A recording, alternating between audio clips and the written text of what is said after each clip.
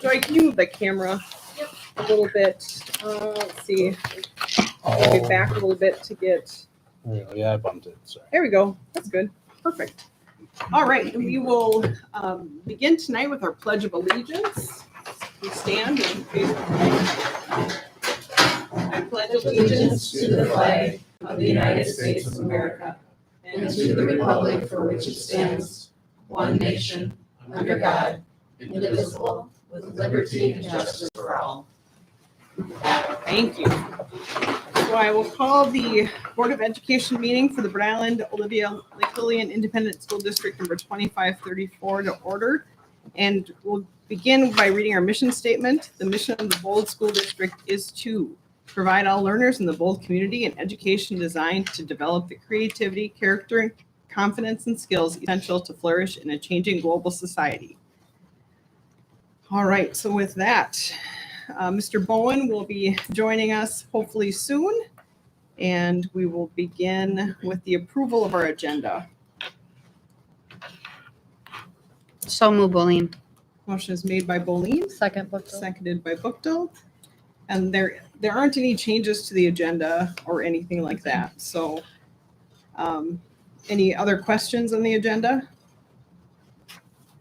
All right, hearing nothing, we will vote. All in favor say aye.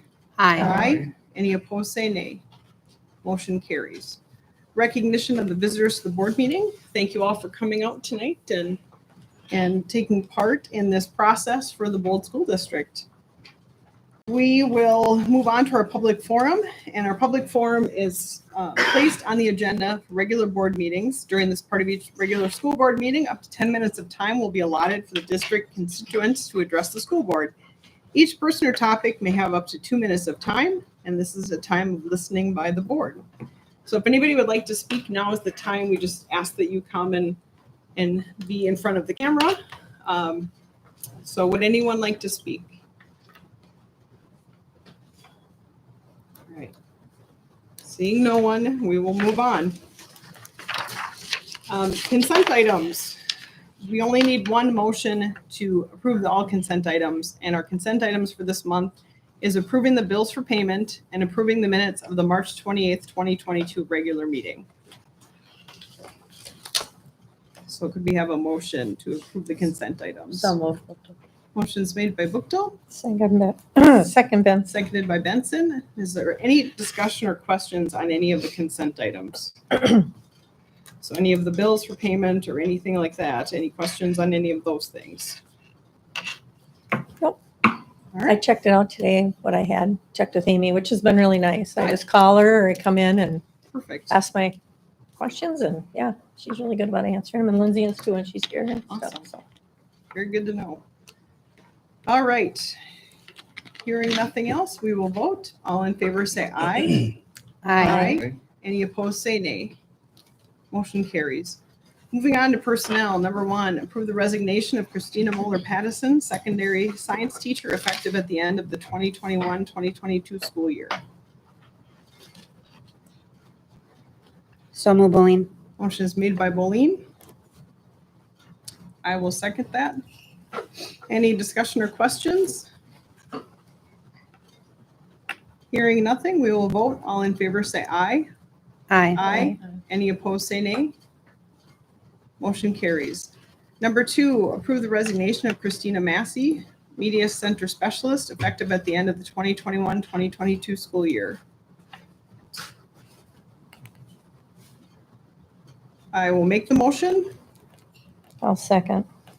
Motion is made by Hanson, seconded by Benson. Any questions or discussion? Hearing nothing, we will vote. All in favor say aye. Aye. Any opposed say nay. Motion carries. Could I just jump in here real Yes. quick? Yep. Before the next 4, I know I've talked to each of you about, or emailed each of you about the troubles we're having with the teacher shortage. And it's my job to make sure that we're doing what's best for our students. Now, that being said, I've asked that we not approve these next 4 resignations. I have to take that position. It's a tough thing to do. It's not what's best for these people, but it is what's best for our kids. That being said, I'm here because a week before I started work here, a week before school started, Westbrook Walnut Grove allowed me to leave my contract early. And up until this year, this has never been an issue. There are no more teachers out there. And I'm kind of doing my teacher shortage thing a little early here. They're just, every year, Southwest State gives us a list of teachers that have graduated so we can call them and offer them jobs. And amazingly, there were 6 teachers on there with special ed, which is incredible, but we're not getting any special ed teachers anymore. The entire list of graduates, of teacher license graduates, was 11. And they're a teacher. They're known as a teacher school. If you vote with your heart on these and you allow them to move on with their lives, which I cannot blame you if you do that. Most of they're all going closer to home, closer to family, trying to start families in some cases. They're all going to be paid a lot more money. I fully understand why you don't take my recommendation. But understand, though, that we may have to figure something out. Figure out how are we going to fill positions. The state isn't helping very much right now. They make it very difficult for teachers from other states to get licensed. They've already been licensed in North Dakota, say, but it's really difficult to get licensed in Minnesota. They have to work at least 3 years longer than any of the surrounding states before they're allowed to retire. Yeah, I know at least in South Dakota, or it might be North Dakota, I get the two confused sometimes, but I know that they actually pay the full retirement amount for teachers. In Minnesota, we don't do that. So the teacher ends up paying half of that and the district pays the other half. So there's a lot of reasons I think that we just don't have people coming into the profession. I don't know that there's any kind of solution for this right yet. But that's where we sit. So these are good people, and I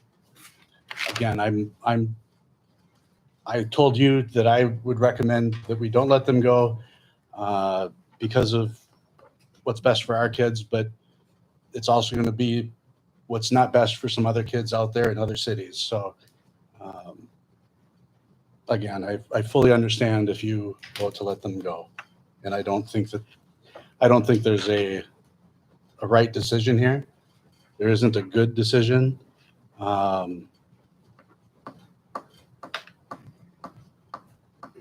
With Ms. Stein, the counselor, our next one, number 3, that's not a position that we have to have.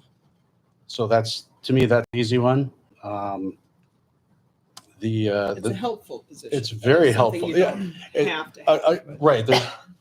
There's no graduation requirement that you go see a counselor a certain number of times. But you do have to see a science teacher every now and then. So, and we could do some things with that. We could be creative with that particular position. Did you have an interview? We do have an interview scheduled on Wednesday Okay. For that position. for Ms. Stein's position. So can I ask a question now, or is not the appropriate time? Yeah.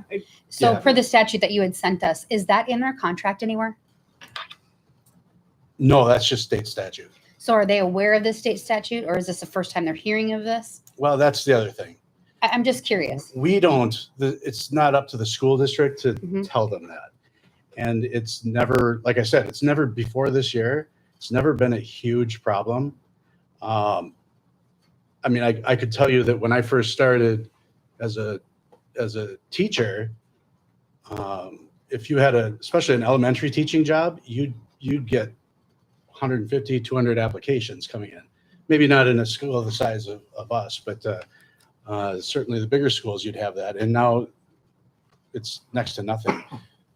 When I was up in Benson from 2007 to 11, we never had a problem filling a teacher position. Even special ed wasn't as difficult as it is now. But we're just at a place where, for whatever reason, people aren't going into this job anymore, like they used to anyway. Have you had conversations with them? Oh, and I'm sorry, I got Nope, you're sort of sidetracked. So in answer to your question, no, we've never told them that. It is kind of up to the union to let them know what this kind of thing. Mhm. But again, they weren't ready for this. So no, I don't think any of them knew. And have you had conversations with any of them? Yes. Okay. So they're not going to be surprised by your recommendation. No. Well, and I agree with you. They're awesome teachers. Yeah. I'd hate to lose them because that hurts our children, but It was also I know it's a lose-lose situation. Yeah. The other side, another part of this I should mention is, here's what happens if we deny someone a position and they say, well, I'm going to quit. We can then petition Pelsby to revoke their teacher license. that helps no one. Mm. You know, Exactly. that Mhm. really And helps no one. it's very debatable whether or not Pelsby would even do it. In the past, they've just ignored schools when they did that, but it may be changing because of this is putting, especially small districts, it's putting us in a world of hurt right now.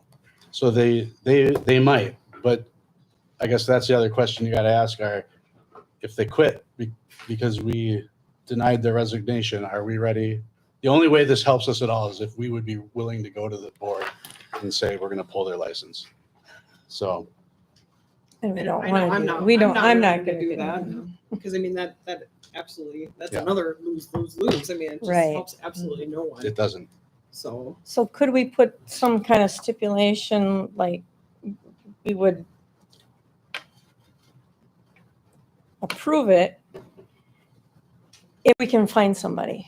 We could do that, and that was what I recommended. Yeah.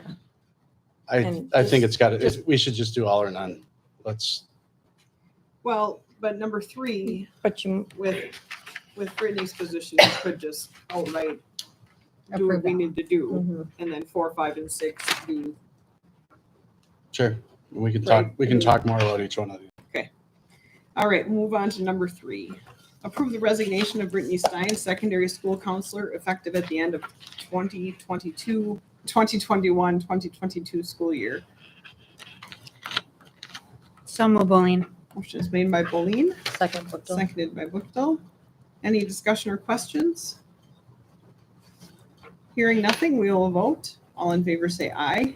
Aye. Any opposed say nay. Motion carries. Number 4, approve the resignation of Brad Oldray, elementary special education teacher, effective at the end of the 2021-2022 school year. So, yeah. Are there any interviews for this position? Well, hasn't No. been- you haven't We've had- posted There's it nothing yet, posted have you? yet? So we've got 6 people. Used to have 7 people in our special ed department.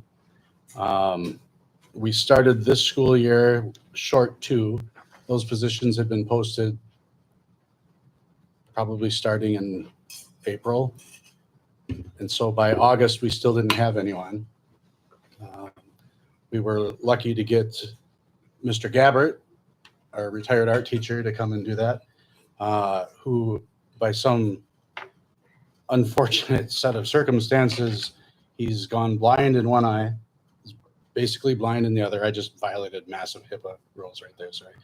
But he's still coming back.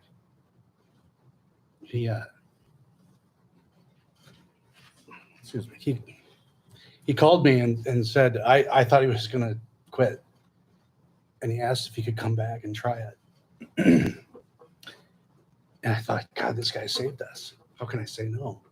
So he's been enjoying this. He's been doing a good job at this. And he wants to come back next year. So but we're still short 2 to 3 special ed positions. I don't know that we're going to get them. Again, I don't know what you guys want to do. Mr. Oldry's going to leave. So if you want to ignore my advice, I think, I completely get it. I still have to say what I feel is best Yeah. for our kids. Yeah. Yeah. But this only works if you take it to the mat and you, you know. I'll make a motion, we deny his request until we find a replacement. Okay. So we'll say approve the resignation of Oldray, elementary special education teacher effective at the end of the 2021-2022 school year pending suitable replacement is found. I'll second that.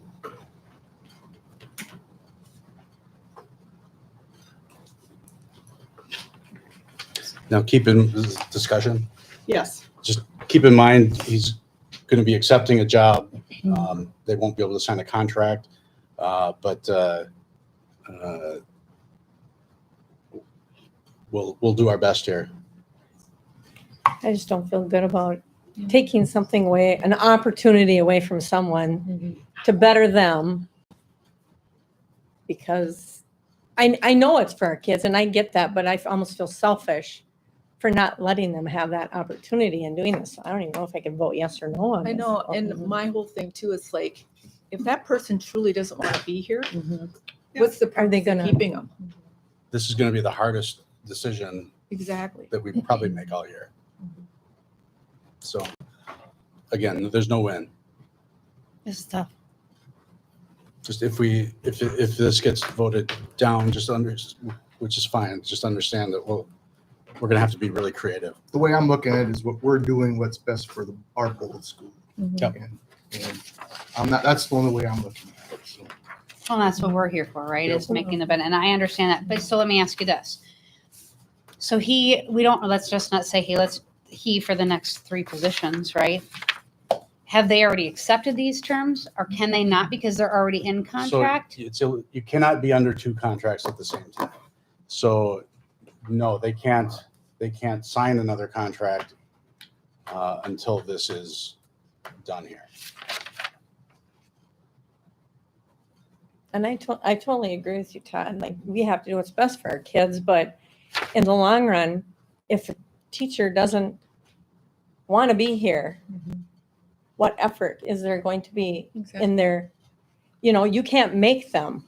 No, but I think these 3 But- gentlemen are, Well, and I Not don't that- know, that I don't way. know them that well, but I mean, they're I very high. That's agree they probably what would. sucks is like, I look at it and go, we lose 3 awesome teachers. Right.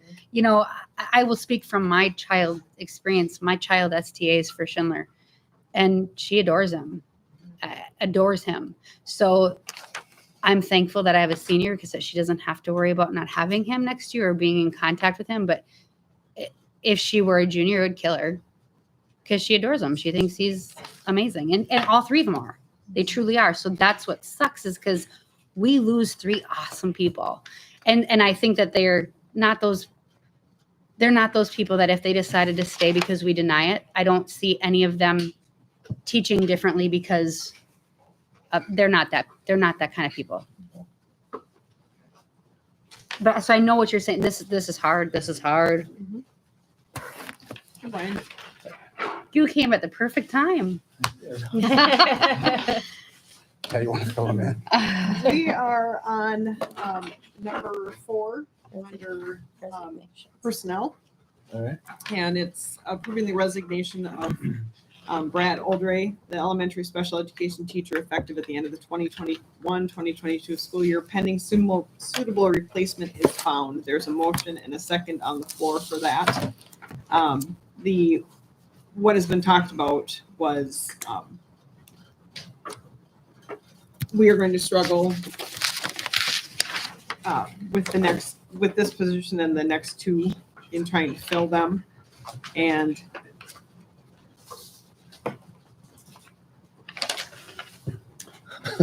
So how long can we actually hold them if we don't approve? 1 year. So I mean, the idea is that if they then choose to just quit, you could go to the Pella board and ask to revoke their teacher's license, which is another lose. I mean, it's every choice we make is a lose here. Yeah. Like, we're just, I guess Todd made the motion and with the idea that it's what's best for Bold. Yeah, as a person, it's a no-brainer. You would just let them go do what they want to do. I'm Right. fortunate I get to live where I grew up. Yep. I can understand where they would want to live where they grew up. So if I was voting it strictly as a person on the street, I would say you gotta let them go. Yep. As a school board member, I have to say we have to make sure we cover for our students. Right. So I have to cover that side of it. I'm an optimist, so I guess I would look at it that we'll find people to fill their positions and they'll be able to go do what they got to do when they want to do it. But we Right. have to have our bases covered for our students. So I regretfully, that's what I guess that's how I would look at it. Okay. And then what I would expect is if this is supported, I would expect that they'll probably talk to Pelsby tomorrow, and we'll probably know real soon whether or not Pelsby's going to uphold that. So we'll see. All right. So this has nothing to even do with us. We don't have to go to Pelsby and say, Well, I would expect they would go right away. They'd probably talk to their union and this makes me sick. Mhm. I actually contacted their union rep and let her know that this is going to happen Could happen. or could happen. Yeah. But Right. yeah, so Any further discussion? So are we in the middle of what Todd said, or are we in the middle of approving it? Which one So are we in first? So the there's a motion is- motion and a second. So now it's discussion and then we're gonna vote. and the motion is, The know, motion Deny. is to deny the request. deny Pending the resignation, I think he added until a suitable. pending suitable replacement is found. And this is for all, That's what we've done. in the next three. past. This is Didn't we just do that four, recently? number Oh, four. number This four. is Right now, we're it's just doing one number at a four, time yeah. because it's not We've Got never done this. a in the blanket. past. Yep. Yeah. Almost no school district has ever done this. This is it's just different territory. I mean, Yeah. the way school is now, teachers and just finding people to work for anything. Yep. Yeah. Is bad.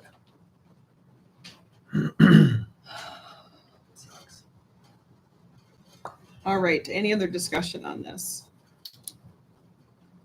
Hearing nothing else, we will vote. All in favor say aye. Aye. Any opposed say nay. Motion carries. Number 5, approve the resignation of Theodore Gleggy, middle school teacher, effective at the end of the school year. This is another, 5 and 6 are the same as number 4 here. The only difference here, I guess, with Mr. Gleggy is it's definitely a much more simple position to fill. It's not nearly as complicated as special ed or science because They're specialties. those are specialties and these are much more general. I know he drives 55 miles to work each day and then goes home that about the same amount. So I'll make the motion for that one as well. you want to state? Motion is to deny the resignation of Yeah. Theodore Gleggy, middle school teacher, effective at the end of the school year, pending suitable replacement is found.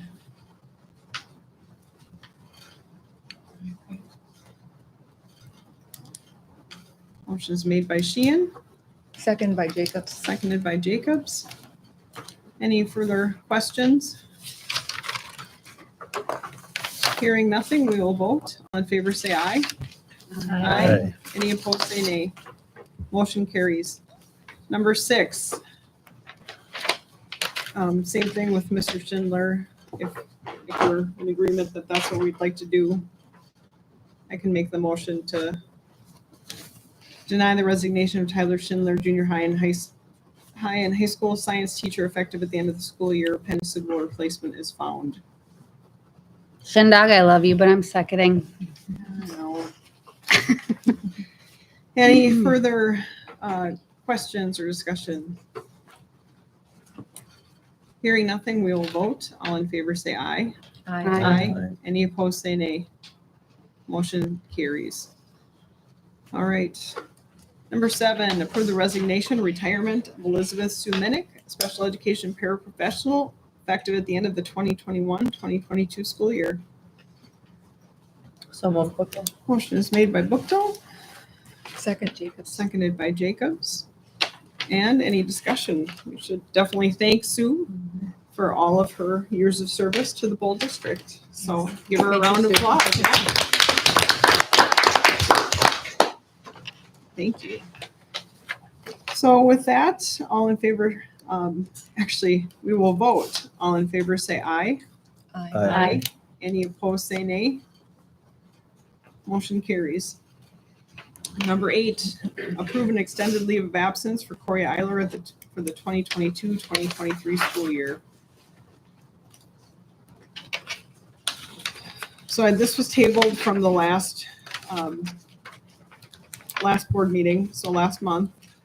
And I don't know if people have had time to discuss with Corey. I know that, Mr. Menton would like her to come back for Again, obvious reasons. I mean, we need teachers, and there has to be a time at some point where we're going to say, no, you've had enough leaves of absence. I have no problem approving them over and over if there's like a really interesting reason for, you get to be on Survivor or something. I don't know. something extraordinary. Yeah. But we need teachers. She's a fantastic teacher. I don't know that. Well, I do know that if we denied this and then let's say she just decided to resign, I can guarantee you that we would rehire her in a second. So I guess that's not my concern. My concern is she's potentially putting the person who is not necessarily filling in for her, but whoever is the least senior person because of this opening, they may at some point suddenly have to no longer have a job because she's decided to come back. If it makes matters better, I spoke with her today, and she said she'll be happy with no matter what the board decides. Okay. Because she understands, she had caught wind of us losing all these teachers, and she said, whatever we decide, she'll accept it. It's okay. I talked to her at great length, and my conversation made my mind no easier. And I told her, I said, Corey, here's the deal. You're an awesome teacher. We want you. We want you in the school. I get where she's at, but it still doesn't make my mind any clearer. But again, like Brian said, even piggybacking off that as a person, yeah, I want her to be able to have it, but what's best for Bold? And that's again what we have to do. What's best for our kids. It would set a precedence for future. It could. If you read the contract, it does say that upon, I forget exactly, but upon written request, the school board, it's at the school board's discretion. at the school board's discretion, they may grant it. You never have to grant a request for a personal leave, even if they've never had one before. Well, I honestly can't feel good about approving it after we've denied all of these others. So I would like to make a motion to deny an extended leave of absence. I second it. Motion is made by Hanson, seconded by Jacobs. Any further questions or discussion? Hearing nothing else, we will vote. All in favor say aye. Aye. Any opposed say nay.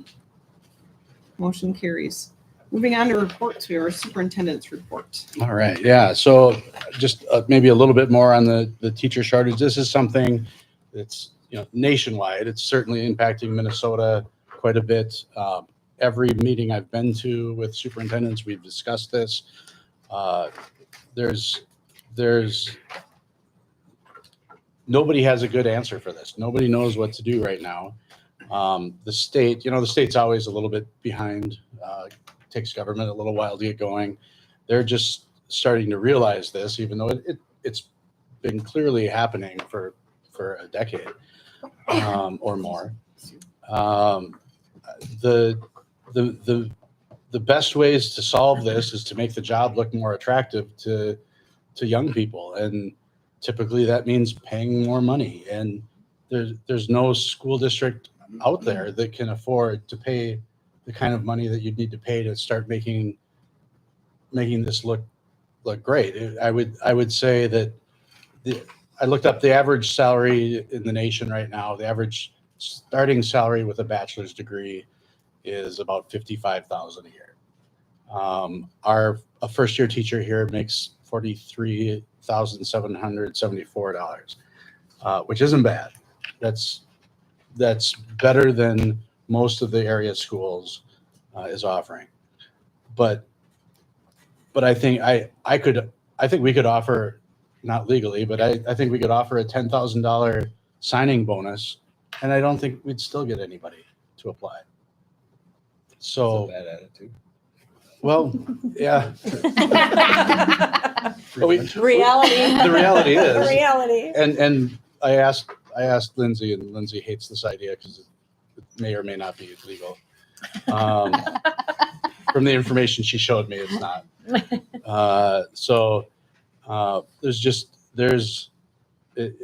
It's going to get worse before this gets better. And there's no small town out there that can afford to do things to make this look attractive. That would have to come from the state, or do something. Make a phenomenal retirement package, or maybe they're paying off student debts, or whatever. But there's just no candidates out there, or fewer and fewer. So that's where we're at with the teacher shortage. Any questions on that in particular? I mean, it has impacted us here today, and this doesn't solve it. If all three of these folks stick around and are with us next year, it doesn't solve it. It pushes this problem off for another year, and we're still short. We still need another science teacher. We still need 3 more special ed teachers.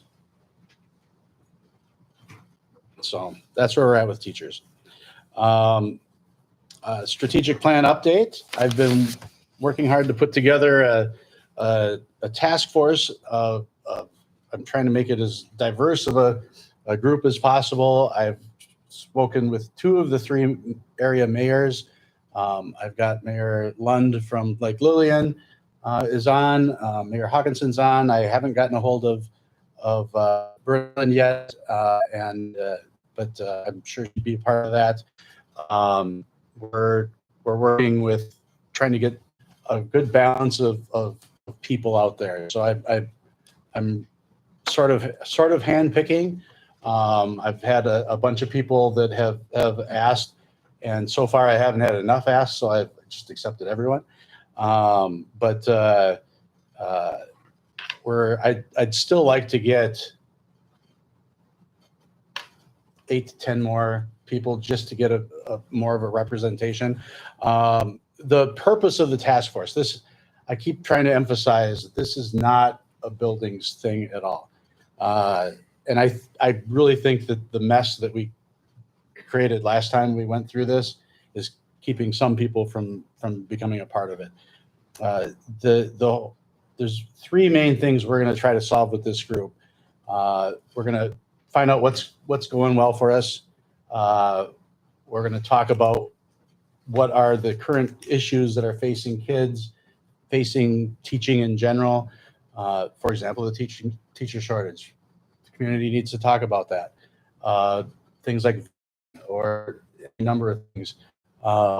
We're going to get a group together to talk about what those challenges are, and then how can we solve some of those problems. When we're done, we hope to have, or we will have, I've got some examples of some strategic plans that other school districts have put together. Some of them are good. Some of them I think are terrible. I'm hoping we can get something that's very concise, easy to follow. And I shouldn't say I'm hoping, we will have something that's concise and easy to follow. And this will help us make other decisions. For example, tonight's a really good example. We talked about this. How do we solve this problem? Well, what's best for our kids? This is the kind of document that is going to give us that kind of vision to focus how we're going to answer questions in the future. And I guess that's, Some people. yeah. And I need a couple board members. I don't know. Do you want us all there? I mean, sometimes that doesn't hurt just to be able to have more than one set of ears. Can we, if we can, I don't have a problem with that. It becomes an open meeting, so Well, it would have to just need to be posted. yeah, and I Which think it already is. I mean, you've got it. yeah, so I don't have a problem with that. Okay. I'll take whoever wants, because again, the more voices, the better off we are. There's 3 meeting dates. The first one is going to be on May 11th. It's a Wednesday, 2 weeks from Today, tomorrow. 14 days before that. And yeah. And then it'll be from 6 to 10 or 6 to 8. Oh, it's, I was just thinking of 10. You buying Thanks for pizza? It'll be from 6 to 8.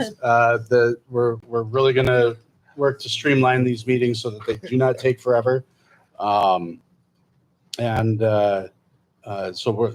and just to be respectful of people's time, they're not going to go late. And I don't, off the top of my head, know the meeting dates of the next ones, June but 15th and August 2nd. there you go. Perfect. It'd be great to have people that can make all 3 of those. It'll be nice to have board members there. The more of us, the better, probably. They're all Wednesdays. No, they were going to be all Wednesdays, and then we just couldn't make the June August 15th one. is a Wednesday. August 2nd is a Tuesday. Yeah, we just couldn't. So make, the other 2 are Wednesdays. yeah, we couldn't make Wednesday work on that one. That's a golf night. That's a problem. I- Oh boy, you better rethink that. That's men's league. this is more important. You say that biting your tongue really hard. Brian and Todd are both like, yeah, we out. He's We out. turning red. Going, oh, I'm gonna have Well, to change that later. To be fair, it's not hard to make the turn. Yeah, so that'll be that night, I guess, and yeah, so just those 3 meeting times for that group. I mean, I have no problem being part of it, but I think it'd be beneficial for all to be there. You know, just to be board representation. Sure. All That's right, my opinion, and we'll do that. I agree. We'll record them. Yeah. Like we do these, so so anybody can see what's going on. All right. I put New York City on here simply as an informational item. For the last, I don't know, 4 or 5 years, 4 years maybe, Katie Ball and Heidi Gross have been taking kids on a trip to Washington, D.C. And it's actually not technically a school trip, but it's mostly our kids. So I think up until now, it's only been our kids. So I wanted to just let you know that this is going to happen. They're looking at possibly offering a New York City trip, but the Washington D.C. trip is for 7th and 8th graders. This is going to be geared more towards 11th and 12th graders. oh, fun. Yeah, So they'll have 2 trips then. so they could potentially have 2. So it doesn't count for this year's seniors. No, That's crap, Heidi. yeah, maybe they can be a chaperone. I don't know. Yeah, I want to be a chaperone. All right. Yeah. The DC trip is fantastic, and I love that I know St. Mary's has a trip as well, and I think that when you're learning about our government, having been there just changes everything. And anybody that's traveled, it's exciting to see those pictures of the places that you've been, and it just makes everything real. So I'm so glad that they're doing that, and travel has been a huge part of my life, and I love opening that possibility up for other kids too. So any questions for me? So the school doesn't really pay for anything No, on either of these no. trips. It's just And it happens kind of in- a volunteer thing. Yeah, it happens in the summer, so we're not worrying about subs or anything like that. So No, they do fundraising, all sorts of good stuff. Yeah. right. Jenna went on the DC trip and it was pretty spectacular. yeah, they've had really good results. All right, anything else for Mr. Menton? Okay, hearing nothing else, move on to our K through 12 principals report, which is included in our packet. And Mr. Benson is here. If he's got something to add or subtract or. I don't have anything to add. I'm not going to continue to beat a dead horse with the teacher shortage. I will say I did call the 11 teachers that were given to us from SMSU. I made a phone call and an email. Most of them already had a job offer on the table for the student teaching aspect of it. So, but I just wanted to make contact with them because if we could get them, we'd take them. This time of the year is a celebration time. You know, we've got the awards, we've got our senior awards, we've got graduation, we've got our track and field days. It's a fun time. You know, 2 years ago we lost this time because of COVID. They shut us down and we were at home. The staff and the students, they missed a good time at the end of the year. So that's something that I really want to focus on. Is this is a fun time for us. That we've got a lot of things going on. We've got prom coming up here this weekend. Hopefully the weather holds off for us. But yeah, it's going to be a good time. You know, I've been in classrooms.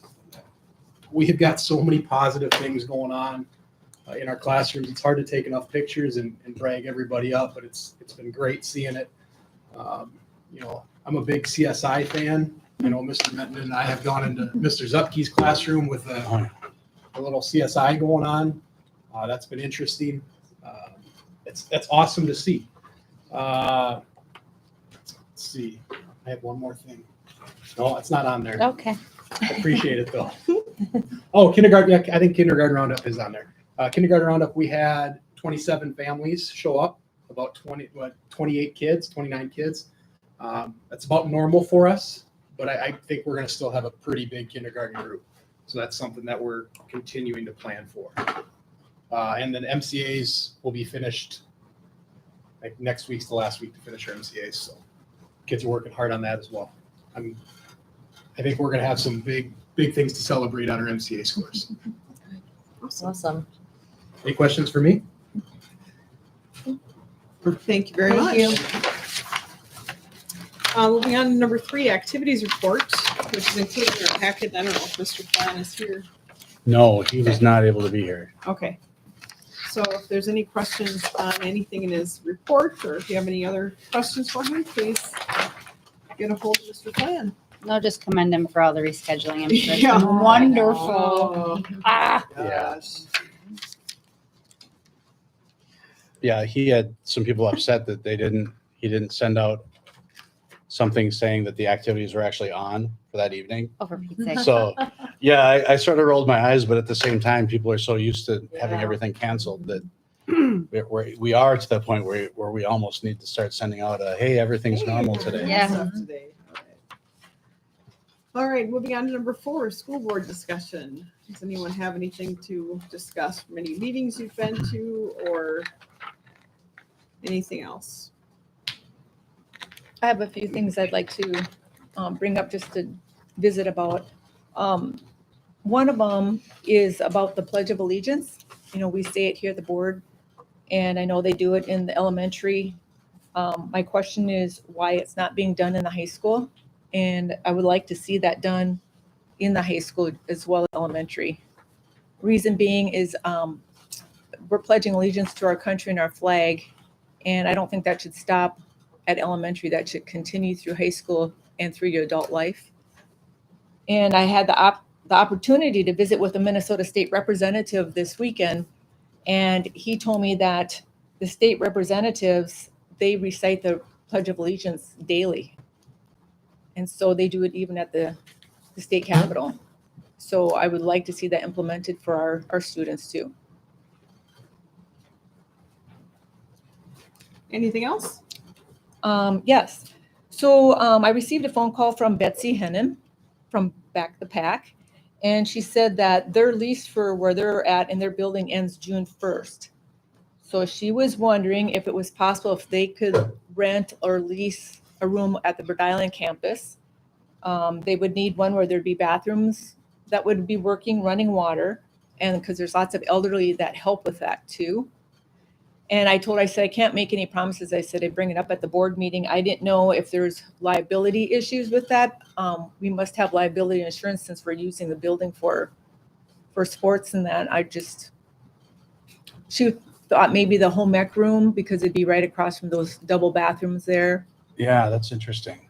Let me do some checking on that. I'll check with Johannes, and that's our insurance company. And maybe Betsy should get a hold of you. Yeah, have her give me a call, and we'll. Okay. All right, anything else? Yeah, I have a few more things. So getting back to the Pledge of Allegiance, what are your thoughts on that? I'll talk to Brett about it, and I'll let you guys know what his thoughts are on that, and then we can decide as a board if we want to do that. I don't know. Does it need to be a board Well, if we're gonna tell, mandate action? I mean, it's not an act. The elementary is doing it without it being. Yeah. I think they are supposed to do it by state statute once a week. We would probably want to change the daily schedule a little bit just to get a little more time. I know it seems like it takes a minute, but it's still a minute. And so we might want to look at if we're going to do that on a daily basis, do we modify the schedule? I'll talk to Mr. Benson about that. But as a board, if that's something you want us to do, yeah. Okay, so then my next thing was, so what is the protocol for board members coming into the school during a school day and like observing or whatever? Typically doesn't happen. But are you not supposed to? Observing what? The Yeah. classrooms and or like, It's- okay, for instance, Yeah, it's not the board's job to observe classes. That's Mr. Benson's job. So yeah, that wouldn't be considered appropriate, I don't think, by so anyone. in the past that hasn't been done. No. How about like then like, when I came to the library and was looking at books? Yeah. Am I not allowed in the school to look at the books in the library? I What would is- say during the school day, if you guys want to come in and see stuff outside of the school day, that's fine. But not during school Yeah. hours? You don't want us in there? No, I didn't know. Well, I don't think it's not allowed. It's just probably what we they're just don't allow comfortable with. allow anybody But- to do that. And there's But- It's not a we're law of any sort. no, it's not a law, but it's I think it's just added distraction to students that don't need Yeah. to happen. Okay, so just come in after hours for that. Yeah. Yeah, maybe just set up an appointment. I would set up. We have to remember that as a board member, we're no longer just a private citizen. And while it takes 4 of you to make a decision on something, there's still that perception that you have authority over someone at the school. And so that in itself can make put people on edge. So you just got to consider that as a board person, that comes with part of it. So the next thing I was going to visit about, So Saturday was going for a walk, and on my way back, I thought I'd swing by the Bold School in town here. I had numerous people tell me that at any given time, the doors are open by the gym. When I was walking by, and I'm like, well, they don't look open to me, but I thought I'll just go pull on them. So I pulled on the first two, they were locked. I pulled on the third one and it was wide open. And there were some lights on in there. So I went in and I was going to investigate a little bit more myself, but it was, I thought I didn't. So I called Sandy and said, would you come over? Because I said, I just want to make sure. I said, I'm not going through here by myself, but the door was open. So who So knows? in Olivia or Bird Island? Bird Island. Okay. So we were looking around and stuff, and I went and I checked some of the bathrooms and that, some of the same ones. I ended up taking pictures. Remember, I showed you pictures from before? Same thing all over again. Went into the janitor's closet again. The mop was still in a pail of. Let's talk about this outside. Filthy water. That's more. Well, I'm not just really saying for that a board meeting. I think we need to look into that because it's not being cleaned and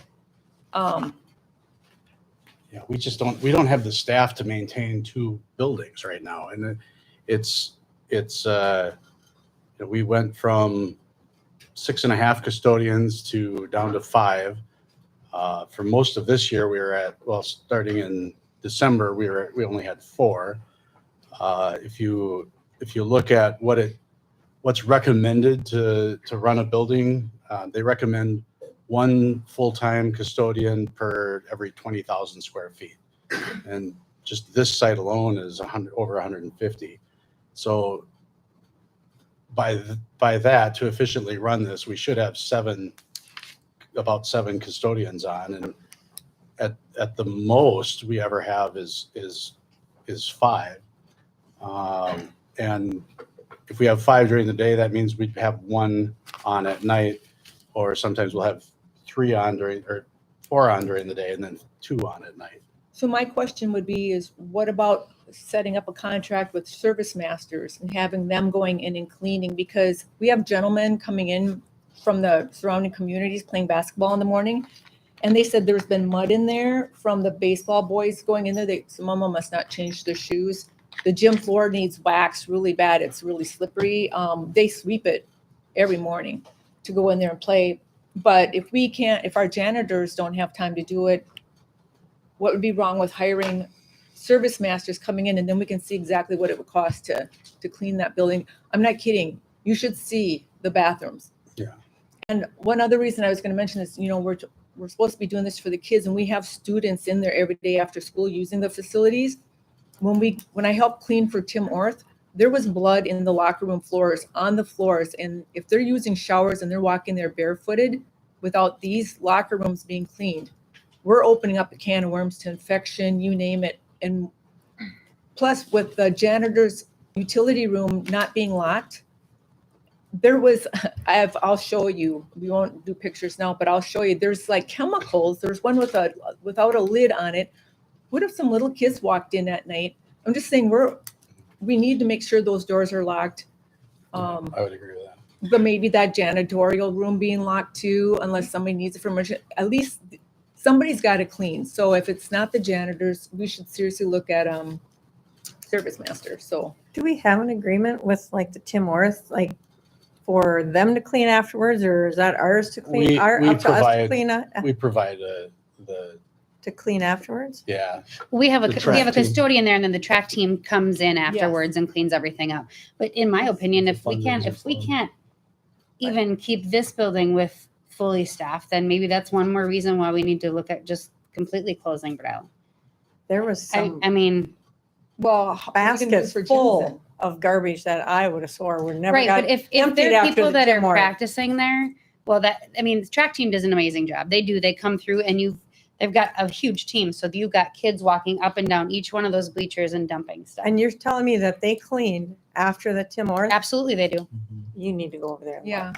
Then there's some. I don't have It's been a keys long to get in there. The whole stage is a disaster. I don't have keys to get in there. I don't. I didn't either, and I got in. Well, Since the Tim Orth, there's been Sorry. practices and things that have. Right, gone there's- on. there's They messed So up there's the been whole students in there. stage and Absolutely. volleyball and I Baseball. play I don't basketball think there the once a baseballs week, had and one so I've outside seen. practice. They ha- I've been- They've had Yeah. a meeting And that the day. building, it hasn't maybe been- once. so the guys that are One or using two. it, leave it like that? It hasn't Absolutely. been that, I guess I couldn't say that it was that messy when I was there, so it must have happened in the last 2 weeks because I haven't Yeah. played in the Well, last either 2 that or weeks. somebody had gotten in there because Yeah. we That's walked all I'm through. saying is it when the had to be door in the was- last 2 weeks. It when the- hasn't been like that forever because I was in there. I've Yeah, been there 'cause- repeatedly. Yeah. We were Every worried Wednesday. that there was somebody in there is what we were worried. Because we thought, oh, maybe a little kid got in here. And when she called and I went over there and I said, well, we better go check because who knows who's in here. So when this is But there was happening, are no you guys lights. letting Jim know this? I This- mean, like Or is this the because first they time they he can knows lock, about it? he can lock the Oh, doors. we locked it. Trust me. When But we I'm left, we saying locked that thing. They Yeah. can course. lock it through. They can lock it I through the talked to Jim computer. about this before. They and- wouldn't have been able to lock it because it was hanging open that much. It was hanging open. Yeah, There's no, no and way they that's could hit a not the button. door lock. that has the fob on it. If it's the one I'm thinking of, there's one that has, you use the fob to get in. Yeah. That one we can control remotely, but The other ones. are the other pretty ones, cool. they just don't necessarily close right. And so It's the then, second door to the south. yeah, and I know the coaches On the know that west they side. need to push it, but sometimes, you get kids that run out, leave, and they don't necessarily do that. And so Yeah. what we need to do is fix the door so that that's not a Mhm. problem anymore. But it should get cleaned though. If they're using the bathrooms, the sinks, the toilets Yeah. are nasty. There's Yeah. garbage cans are 2/3 to 3/4 full. This is probably not right for a business meeting. If we could talk about that stuff, I'll make sure it happens. Okay. Well, I've visited with you about it before and now it's here again. That's why I brought it up. And plus the door was open. So then, which leads me to another thing that Tim Orth benefit. I just wanted to let you know. Bill Neibauer told me that the night of the Tim Orth benefit, that one of the male recipients that has no arms or legs. I don't know if Nope, I I would don't know if stop. I'd mention this. This could be a HIPAA. HIPAA Yup. problem. Well, this child, the recipient, Are you going to follow through and keep talking with it? If there Well, is a chance that it could And be if it's something? a sidewalk issue. it's not sidewalk. Okay, That's Oh, why I'm so letting they- you know.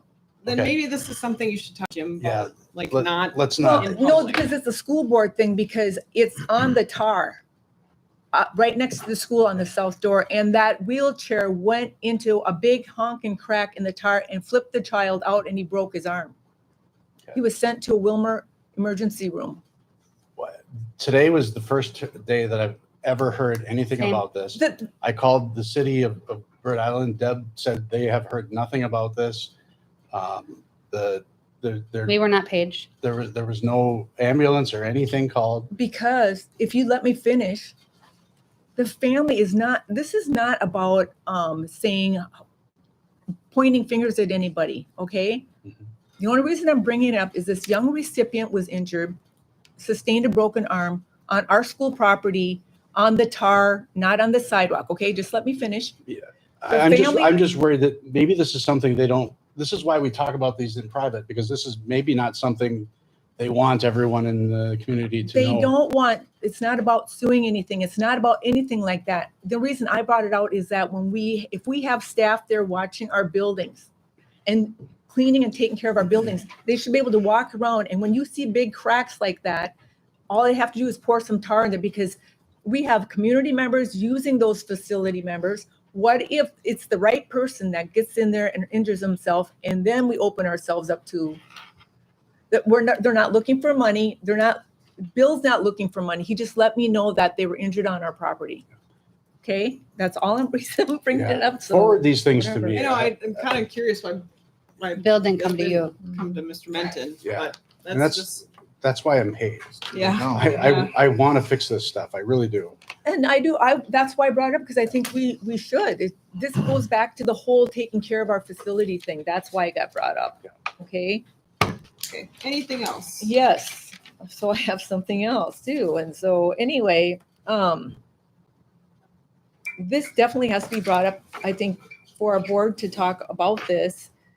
I would like to know, when our teaching staff is bringing someone else in to teach a class, are they being screened personally And then what they're going to be teaching, are they being screened as to that? Because there has been some controversial subject matter that was being taught in a health class in 5th grade. And some parents are pretty upset about it. And I've talked to Jim Menton about this. My only thing is And I talked to Brett about this, and is there permission slips for the parents to know what the controversial subjects are going to be talked about so they can either opt out for their child to hear it or not? That's all I'm asking. I don't believe so. So I'm just saying We- maybe that should be an option. Back when my kids were in school, they were entertaining a movie that was over and above the parental rating for that age group. You do that at registration. But not when I'm I'm giving just you- saying now you do.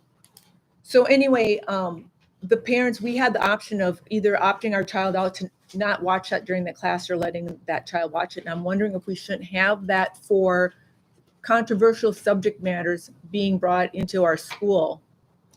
It So the depends on what parents that know controversial matter is, because there's a lot of things that you have to sign off on when you're registering your child. Well, I'm If you not going to read- say what it is. If in you public. read, well, then you shouldn't have brought it up.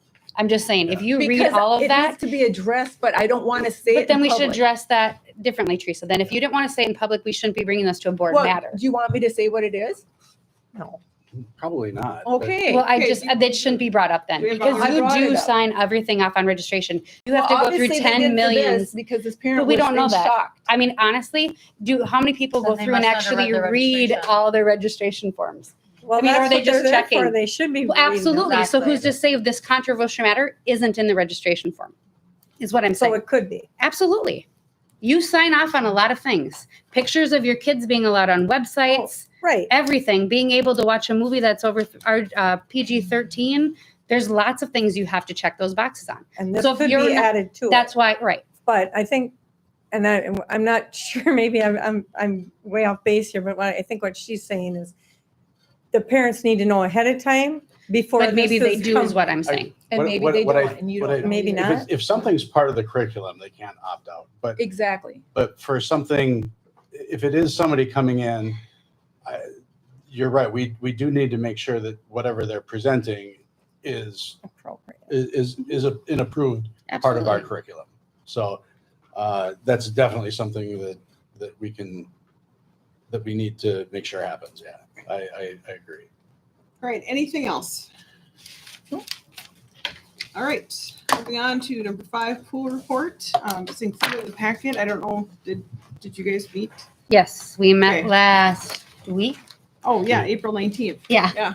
I was like, is that last Reading, week? Was that this? reading. Yes. Last week we met, we approved budget. We talked about upping prices. We talked about, Staff. Staff yes, salaries. staff salaries. It was a good educational meeting. Yeah, I thought so.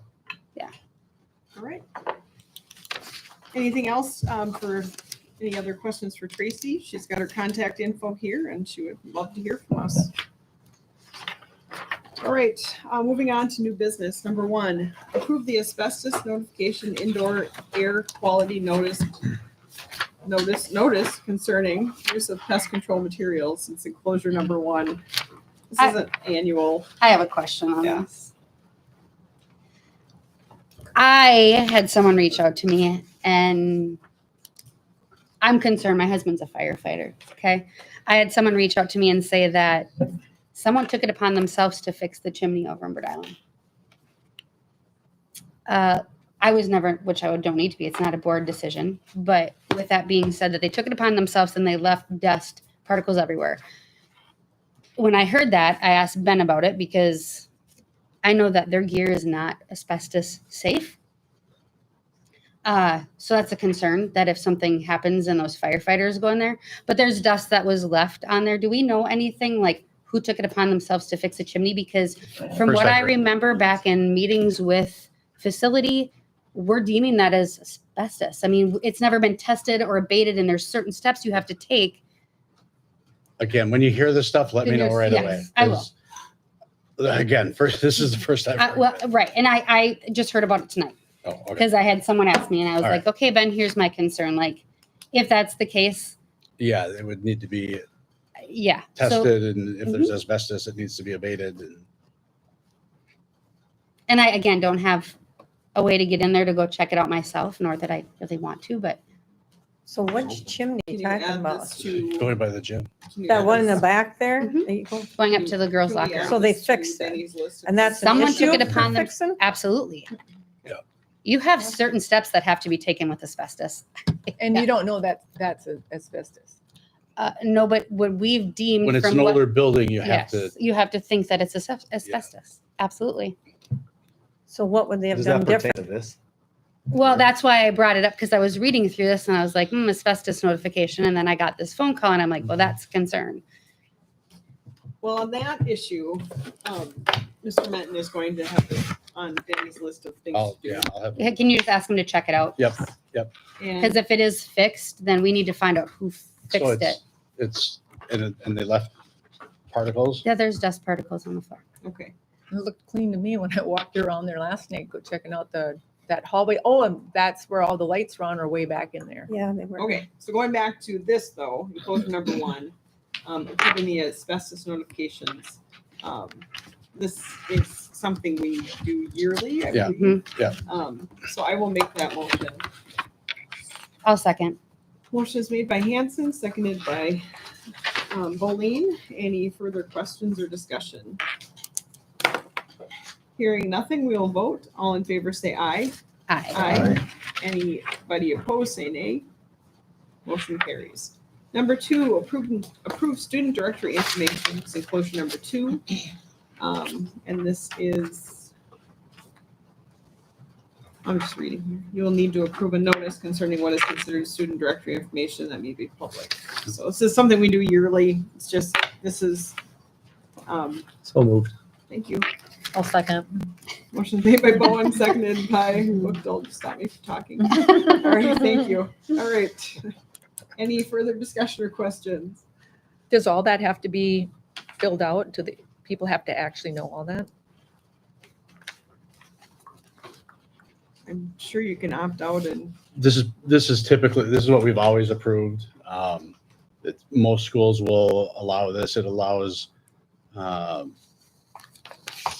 like the military to come in and contact us and we do have some people that opt out of that then. You have to sign off saying that you agree to it. Same thing, Yep. yep. all right, any other discussion or questions? Hearing nothing, we can vote. All in favor say aye. Aye. Any opposed say nay. Motion carries. Number 3, we will, a second reading of policy 802, disposition of obsolete equipment and material. It's enclosure number 3. This is just a second reading, so we will approve it next month. But if you have any questions, this is the time to. Yeah, at the last meeting, I mentioned that I think it's important that we adopt this because I've heard of school districts where they'll have like a bunch of desks. They're gonna, and somebody will come in and say, hey, I'll give you, I mean, I'm just using desks and their tables or whatever. Yeah, I'll give you $5 for those desks. Okay, sure. Well, why did that person get them at $5? These things, they're owned by the taxpayers. There needs to be a process by which we get rid of this stuff. And if something doesn't have value, we'll pitch it. But even then, it's thrown away. You can't be telling your employees, oh, hey, we threw away this desk, fish it out of the dumpster. So this doesn't exactly address that, but it does give a procedure for how to get rid of things. It specifies if it's something is valued at over $175,000, what you have to do. If it's between either 20 and 25 and 175, there's 25,000 to 175. There's another procedure. This is just something we need to have. All right, any questions on that? We'll be approving that next month. Number 4, approve policy 404, employment background checks. So this is the 3rd reading, so we will be approving it this month. If you have any questions, this is the time to ask those. So move, Boleen. Motion is made by Boleen, Second, Benson. seconded by Benson. Any questions or discussion on the policy? Hearing nothing, we will vote. All in favor say aye. Aye. Any opposed say nay. Motion carries. Moving to number 5, recommendation to hire 2 to 3 student summer workers for the custodial department to help with cleaning. So moved, Bookto. Motion is made by Bookto, Second. seconded by Sheehan. Any discussion or questions? Do we have a base wage that we start them at? Yes. Like a Yes. certain, I can't it tell you what it doesn't is. change. No, I ev- can't I tell want you. to Doesn't say it's like change, but it's the 950, same every year. 975. It's the It's about the same every year. Yeah. Yeah, it's a, 950, 975 is Yeah. what I think it was last year. it's not, I remember off the top of my head. and I'm not even sure what, Get a little bit more. it'll be at least minimum wage. Yeah. What is minimum wage? I don't, I should know. I don't. I don't either. All right, any other questions? All right, hearing nothing, we will vote on that. All in favor say aye. Aye. Any opposed say nay. Motion carries. Number 6, approve the 2021-2022 student calendar revisions. It's enclosure number 5. So moved. Motion is made by Bowen, Second Bookto. seconded by Bookto. Any discussion or questions? I just got a quick question. So they've gotten this day, but then are we adding one on to the end then to make their No. 181? no, and Didn't that's, see that on here. yeah, no, we're not. Okay. How many teachers actually went to that? A lot. A lot, did they? Yeah, most. Almost Yeah. all of them? Good. Yeah. All right, any other questions? Hearing nothing, we will vote. All in favor say aye. Aye. Any opposed say nay. Motion carries. Number 7, information budget revision for fiscal year 22. Here she comes. All right, while she's getting set up, this is informational only. We will set up a time for the finance committee to get together and kind of look at this and make sure their questions are answered, and then we'll look for an approval of the revised budget next month. And again, I don't know if you were here when I said it, the TV is just so that they can follow along. We have these beautiful full color copies. How you doing, Lindsay? You got this? It was working perfectly. You're good? All right. We're actually on the last thing, so I'm gonna $10 for everybody.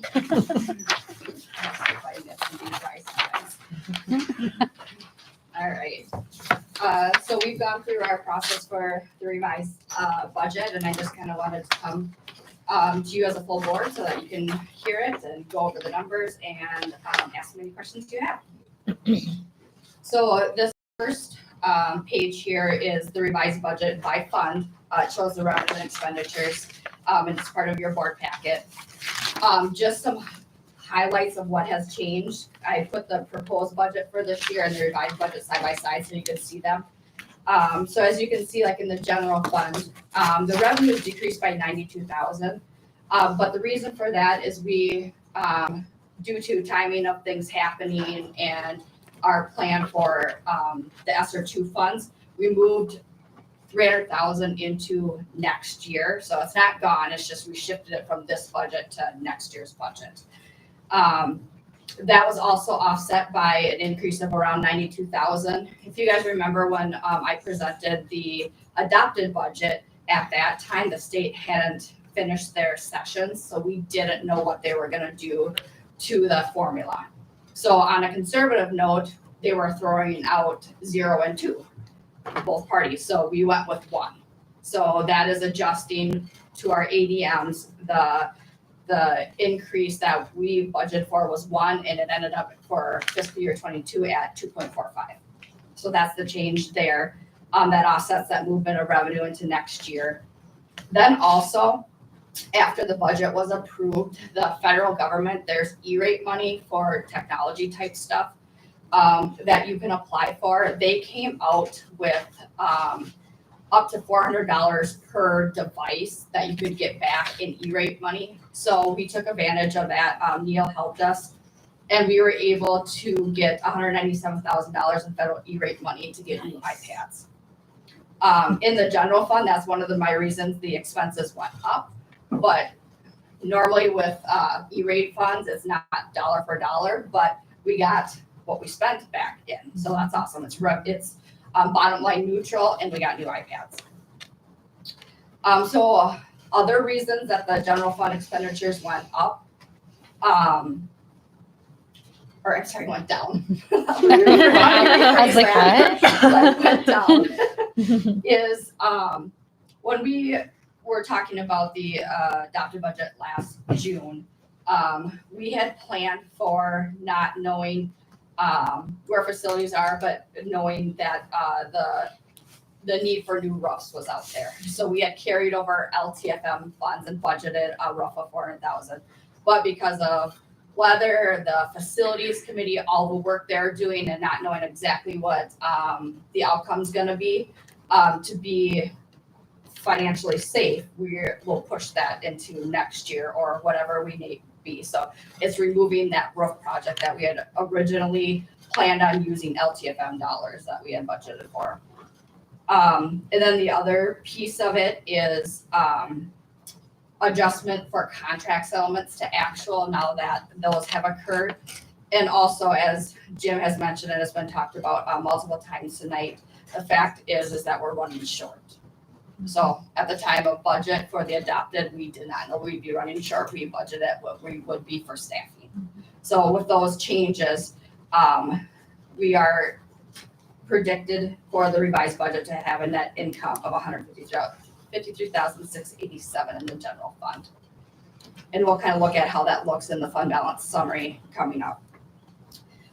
Changes in food service. At the time of the adopted budget, the state was saying that we were going to go back to the national food program, and we were running under the summer food, which their reimbursement rate is higher. Well, then come to find out after that, they decided to run under the summer food again. So that's the reason for the increase in revenue. But we also had increase in expenditures. And I don't really know if you remember when the auditor presented, and Jim has mentioned this a couple of times in board meetings too. Fund 2 is a different type of fund. The special revenue fund operates different than the general fund. And the fact is you can't be negative, but yet you can't have too much money in there either. So in that case, we're working through a plan to spend that down according to those regulations. And part of it is we purchase software that helps with menu planning, nutrition, all that type of stuff, a very nice tool. We also are looking at and have a big plan to operate equipment that's not working or needs more repairs than it's worth. Not all of that is going to hit into 22 because, of course, like everything else, it's months out.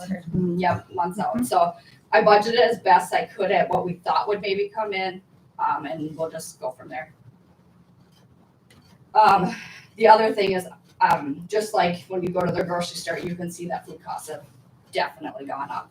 So there's an also increase in the food cost, which in itself is kind of offset by the increase in the rate.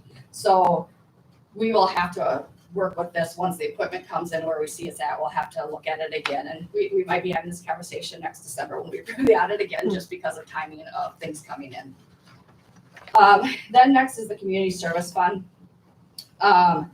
And revenues went up just a little bit, and it's really kind of an offset of summer rec moving out of the community service fund because it really starts in June. So it actually is this fiscal year when you look at the activity, or some of the activity, I should say. But that is offset by the state gave federal dollars for summer preschool. So we're going to have an increase in revenue offset by the same increase in expenditures for that summer school. And we had that last summer as well. And then as far as the expenditure goes, we definitely did some restructuring of the community ed and how by time studies, how everyone's payroll is. And also the same thing is there's going to be no summer rec because we're moving that piece out of community ed. And we can talk about some more on the community ed a little bit later in this presentation.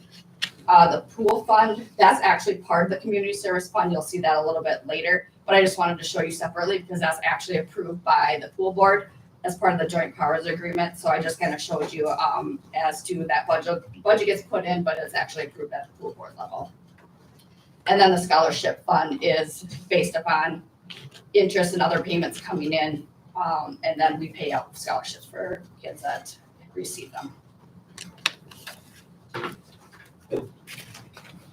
So the next one is the general fund balance summary. And this is basically a financial snapshot based upon the presented revised budget that we just went through. And it shows you what we predict financially where the district's going to end at the end of the year. It's important to maintain adequate levels of fund balance to help mitigate current and future risks that we don't know about, which could be shortage of revenue or unforeseen expenses. With a lot of our revenues coming from the state, we don't know every 2 years exactly what that's going to look like. So you have to have those levels to make sure that you can keep up with operating expenses. Angie, can you change the screen? We're still on the revised one here. Thank you. I'm sorry, thank you for letting me know that. So the first part of this fund balance summary is restricted. So from basic skills down to student activities, these are all restricted in nature and they are only allowed for certain things as directed by the state or state statute. The last part is the unassigned, which is more discretionary in nature for the district. So why is fund balance important? In order to make sure that we can keep operating and that we're healthy, we have to maintain a certain level. And so the board sets a fund balance policy, which the verbiage is located here. And there's also recommendations that are given out from the state and from auditors. So our fund balance policy here is that we maintain 40% of the general fund's operating budget. And auditor and state recommendations is 2 to 3 months. That's getting to the point kind of where we're at with school finance and the economy where you need to be more on the 3-month side, in my opinion, just because things cost so much. And 40% is about 5 months. Yeah. So our expectations are higher. All right, so then I just kind of wanted to do a comparison of where we're sitting with this revised budget and the fund balance predictions based upon the calculations. So the first one is the fund balance policy that's in current, and that's 15.46% of our operating budget. And the auditor and state recommendations were at 1.85, so not quite to 2 yet. So we're making progress in the right direction. We're just not quite at the recommendation level yet.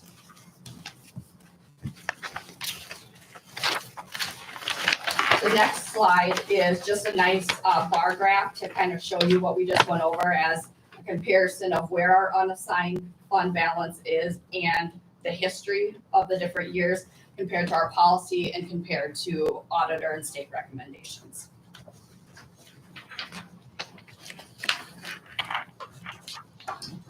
The next one is just a pie chart, and you've seen this before in other presentations that I've done, but it's just a good review of how revenue comes into the district and the source behind it.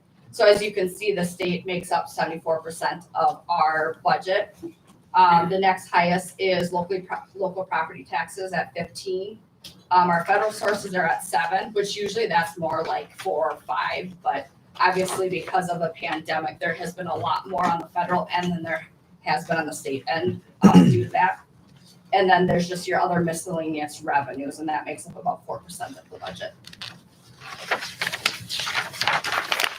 The next is how our general fund dollars are spent. And this is kind of an overview as well. We've looked at this in the past. So our instructional programs, everything from your general education to your CTE courses to your special education programs, that makes up all of that 57.6%. District and building administration, another piece is 9.6%, and that's your district office, your elementary office, your high school office, all of those pieces put together. The one in green is your pupil support services. The majority of this is transportation, but then you also have your nursing and your social worker, that type of support services. You have your building and operations and maintenance, that's 9.9%. And then we have instructional support service. So this is like your media center, your staff development, any other support other than your superintendent and principal level. That would all get quoted under that piece. And then just other miscellaneous 1.3%, which is your like dues and licenses and stuff like that. The wages would fall under the instructional side, Well, correct? actually, it can hit any of the pies, like all of those object areas can go under all these programs. So these are more like, I look at these are more like departments. And then in your departments, you're gonna have all those different types of expenses that make that up. Okay. Because for instance, like in pupil transportation, obviously we outsource our transportation. But then when it comes to the nursing or social worker, that could be payroll. Part of there. Yep, exactly. So this is just another way in bar graph form, and these next few slides are kind of nice because it gives you a nice graphic of your expenditures by these different department areas or program areas and how we compare to districts similar to our size and also across the whole state. So we can just make sure that we're in line with how our expenses are by department. So we are definitely under 4 districts similar to our size, and we're about at the same level or just a little bit over compared to the whole state. And this is, most current is 2021, so. Yeah, so obviously This year's not up. we're still in 22, so there's no comparison to the state or other districts our size. I mean, we could look at it on our budget standpoint, but we wouldn't have a comparison of the same fiscal year. The next one is regular instruction. So regular instruction is where the majority of our expenses go. It's about 58% of the budget, which makes sense because that's where all of the education for our students go. And we're coming back from fiscal year 22 back up more towards districts similar to our size in the state. I think a lot of that obviously was COVID, and I'm guessing other districts seeing similar. It's just that we're smaller, so our difference is a little bit larger when you're looking at that bar graph. But we're moving the expenses where they should be in our budget. We're moving it in the right direction, in the right category. And the last one, the last biggest piece of the budget is your buildings and grounds. This shows that we are above districts similar to our size and the state average in this category.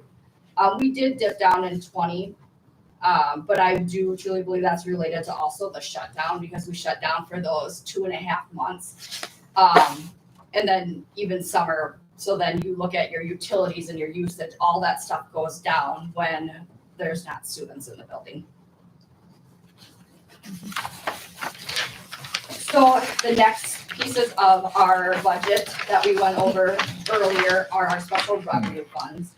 And so this is a fund balance policy like we look at the general fund to kind of show how we're operating. In food service, we're showing that we're trying to spend that down as we need to be in compliance with the rules around how much fund balance you should have in food service. And then for the community service fund, you can see that we're making progress to improve this, but it's going to be a 2-step process, which we've kind of talked about in other board meetings and finance committee meetings about what we need to do to look at this community service fund. So this last slide that I have is kind of just an overview and some recommendations that we've discussed. So as we know, we need to make sure that on a year-to-year basis, we start operating in the black. And we also then, the other step of the process is then we need to look at how we're gonna pay back the debt. So essentially, higher tuition was paid and we're looking at expenses so that we're both moving those into the right direction. So that's, your current year budget to make sure that that's balanced. The last piece is, okay, now what do we do from here on out with the debt that has accumulated? So I'm just kind of showing our projected fund balance in the top 3 categories. That's kind of where where obviously the debt has come from, and the restricted we can't touch just because of the nature of it. So with that, and we're looking what our debt is, we're predicted for those pieces to be at 518,000. And another thing at the finance committee level where we talked about is in the general fund, there are board set asides. There's a committed fund balance, and that's only at the board level and at the board level. Like nobody else can release those funds or add to those funds. So in there, so I've kind of given you a list of the committed fund balances and the categories that they're in. And it was talked about then maybe to do at the board level, to do a recommendation to look at them as total one to maybe reallocate to exactly the specific projects that we want to look at. And a piece of that could be then to transfer a piece to pay down the debt. So looking at that, I mean, yes, you could take the whole amount and pay off the debt. But my concern with that is, as I had mentioned, you have to maintain adequate amount in your fund balance. So I don't want to rob one to pay the other and then have a problem in the other. So you have to balance that out. So just the thing that we talked about is, looking at maybe year one, doing a bigger transfer from those committed funds, and then over a smaller chunk of time, then allocate with a transfer to pay back the rest of it. So, I mean, I am not asking for any action, just food for thought for you guys to take a look at, to kind of see what you think. Available for any questions now or later. But that's just kind of what we put together based upon our community service fund and where we're going to end the year. So that is all I have for tonight. Does anyone have questions for me? Thank you. Yeah, thank you. Very good. Thank you, Lindsay. All right, moving on, number 8, upcoming dates. May 23rd, 2022, school board meeting right here at 7 p.m. May 25th, 2022, retirement party, 3:30 at the Olivia Media Center. You want board help with that, correct? Yes. How many people do we have? 2, 2 people retiring. Terry Mensch and Sue Minnick. Is there another? Just Oh, there's another one. There are 3, and I can't think of the other one. Tara. Oh, that's Jody Youngkrantz? Jody Young. oh, that's right. All right. So Joy usually sends out an email and looking for help, and if anybody can be available that day, it'd be wonderful to have you there. June 2nd, 2022, last day of school for students. June 3rd, 2022, graduation at 7 p.m. So with that, we will acknowledge and accept gifts, grants, and bequests. And we'll do our resolution here. So member Jacobs? introduce the following resolution and move its adoption. Whereas Max's Grill has generously donated $180 to the Bold Culinary students for the Schwann's Culinary Skills Challenge. Whereas Hometown Bank has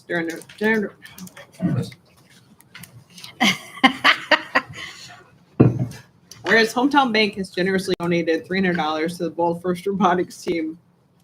Whereas Bex has generously donated $250 for the Bold FFA program. Therefore, be it resolved by the Bold School Board to gratefully accept these gifts. The motion for the adoption of the foregoing resolution duly seconded by member Benson. Benson.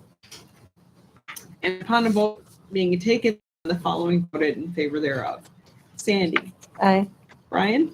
Aye. Todd. Aye. Tracy. Aye. Jamie. Aye. Teresa. Aye. And I myself, I am an aye. The foregoing resolution was approved this 25th day of April 2022. Thank you, donors. Yes, thank you very much. And with that, I will make the motion to adjourn. Second. Motion is made by Hanson, seconded by Bookhill. All in favor, say aye. Aye. Any opposed, say nay. Motion carries. We are adjourned at 8:34. Thank you very much, everyone. Sandy, I was just thinking, I haven't gone over